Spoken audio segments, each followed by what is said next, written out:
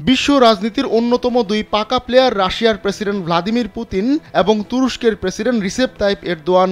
সম্প্রতি এরদোয়ান নিজেই এই কথা স্বীকার করেছেন। তিনি বলেন, বর্তমানে বিশ্বে মাত্র দুজন নেতা রয়েছেন, একজন হলেন তিনি নিজে এবং আরেকজন হলেন রাশিয়ার প্রেসিডেন্ট ভ্লাদিমির পুতিন। এই দুই নেতা বিশ্বের অনেক এলাকার রাজনীতি ওলটপালট করে দিয়েছেন। এবার এমনই এক কাজ করেছেন এরদোয়ান।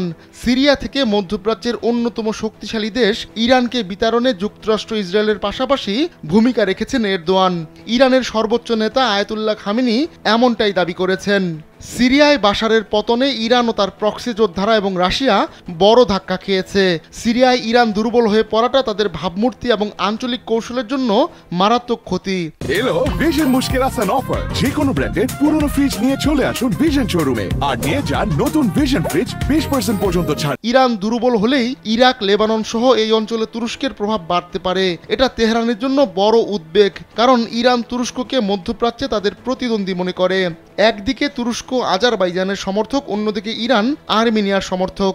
গেল বছর তুরস্কের সহায়তায় নাগর্নো কারাবাখে জয় পেয়েছিল আজারবাইজান, অর্থাৎ এখানেও ইরানকে পরাজয় স্বীকার করতে হয়েছে।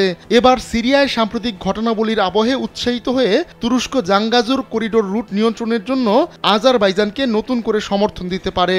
এরদোয়ান যদি এটা করেন, তাহলে আজারবাইজান এবং আর্মেনিয়া তুরস্কের সঙ্গে সরাসরি যুক্ত হয়ে যাবে এবং ককেশাস থেকে ইরানকে বিদায় নিতে হবে। অর্থাৎ আজারবাইজানের পর সিরিয়া ইস্যুকে কাজে লাগিয়ে এখানেও ইরানকে কিক দিতে পারেন এরদোয়ান।